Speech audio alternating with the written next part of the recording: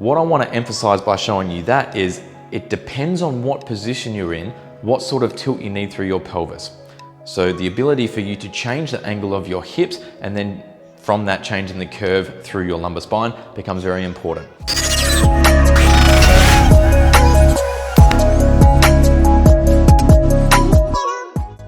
Hey guys, Alex here from HEXA Health Hub, and today we are talking about pelvic tilting. Pelvic tilting is the ability to shift your hips from a forwards to a backwards position and then from that changing the angle of curve through your lower back. Now, I want to start off by saying pelvic tilting alone isn't a magical cure. It doesn't fix all your aches and pains that you might be getting, but it is a useful tool that we use to help improve your functionality on a day-to-day basis and improve your body's biomechanics when you're going into different positions. For example, if I relax down and go into a forward bend, I have a round or a curve through my lower back. If I tilt my pelvis, I'm now starting to straighten up through my lower back. Now, going into a forward bend position, relaxing down, isn't necessarily a bad thing. Our bodies and our spines are meant to move. But if I'm doing something repetitively over and over and over again, or I'm doing something with quite a lot of load and force, being in the rounded back position isn't as strong and doesn't use as many muscles as if I push my bottom out and go into what we call an anterior pelvic tilt to then get myself into a straight back position. So pelvic tilting becomes very important to help control the position of your lower back. So if I'm in this forward bend position, my back's rounded, and then I poke my bottom out, I'm straightening up through my spine. When I stand up, if I keep my bottom poked out, I now have a big arch through my lower back area.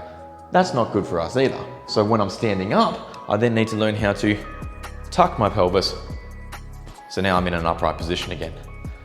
What I want to emphasize by showing you that is it depends on what position you're in, what sort of tilt you need through your pelvis.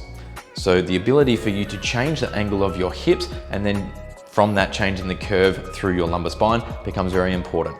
Now there's two different movements you need to learn. The first is anterior pelvic tilt, where you poke your bottom out and push your hips forwards and down at the front, creating that increased curve through your lower back. That's an anterior pelvic tilt.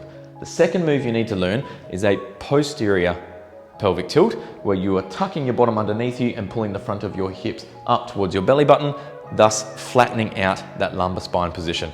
Today we're going to show you two different ways of improving your anterior and posterior pelvic tilting control.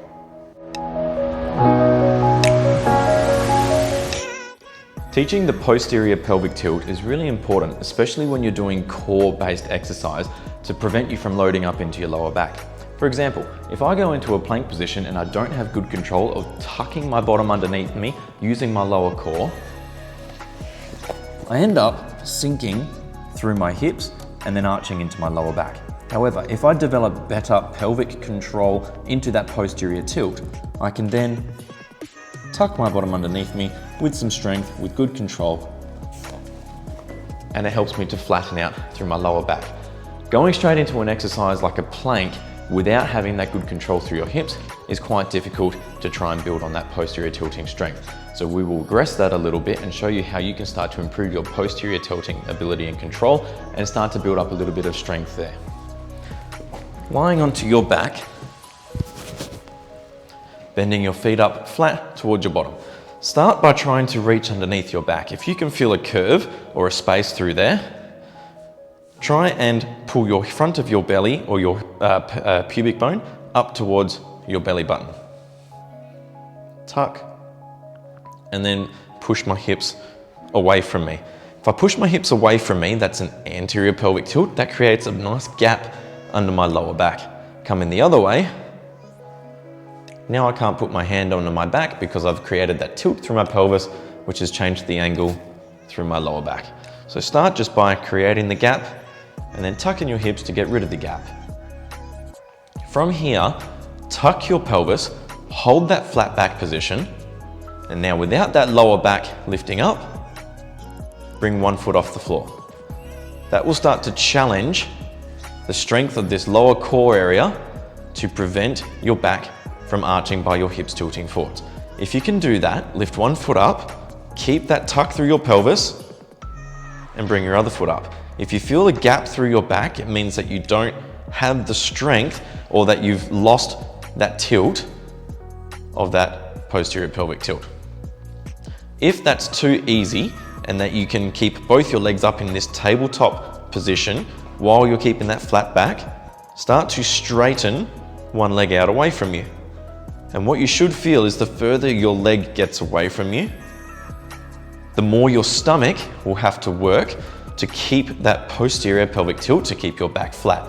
That's because the further your leg goes away from your hip, it creates a greater torque force around your hip, trying to tilt your hip forwards.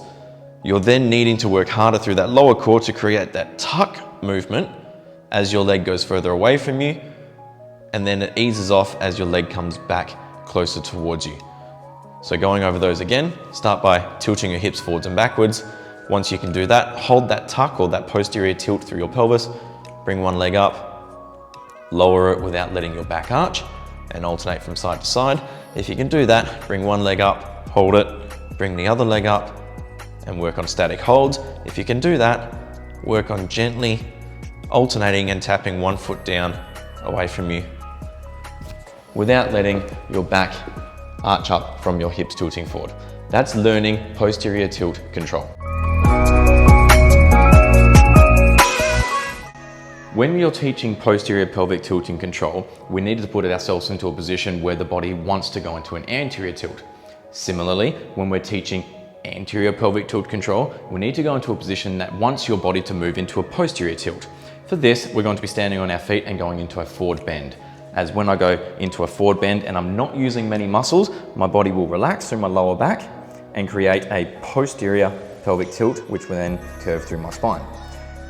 When I'm in this position, I then need to use an anterior pelvic tilt to correct that lower back position and come back to a neutral or a straight lower back position. So if I'm here, I'm now in a posterior pelvic tilt. If I'm relaxing, I need to then tilt my hips in an anterior movement or tilt my hips forwards, which pokes my bottom out behind me and straightens up through my lower back. One of the easiest ways to learn how to correct this movement is using something like a bar or a broomstick. Holding it behind your back, the broomstick has to hold 3 points of contact. The first point is behind your head. The second point, the stick has to connect to your mid-back in between your shoulder blades. And then the third point is the stick has to touch your tailbone. From here, get into about a shoulder width stance. Hold all those 3 points of contact against your body, back of your head, your mid-back and your tailbone, and then bend down. Holding those 3 points of contact ensures that your body stays in a straight position. If you are not good at controlling that anterior pelvic tilt, what will happen is you'll go into this forward bend and then the stick will come off your tailbone region. The benefit of this is now that you can push onto the stick, which then arches your chest up and gives your body a little bit more awareness about what it feels like to get into that straight back position, the deeper down you go into that forward bend movement, essentially teaching you how to get into an anterior pelvic tilt. Once you've got the hang of that and have that feedback from the stick, teaching you how to go up and down into that hinge movement a few times, not letting the stick come off. We'll then get rid of the stick, grab hold of a weight, and now you're going to try and do the same move without the stick. So as we come down, poking your hips out behind you, and then coming back up tall. Poking your hips out behind you and not letting your bottom round under, poking your bottom out, and then standing up. If when you grab the weight you feel like you're losing that control, it's a good idea to get rid of the weight, go back to using the stick behind your back until you feel really, really comfortable that every time you go down, that stick is pointing or touching onto those 3 points of contact on your back. Then transition gently into using weight to help strengthen you up through that lower back region into that anterior pelvic tilt to help learn how to keep your back straight.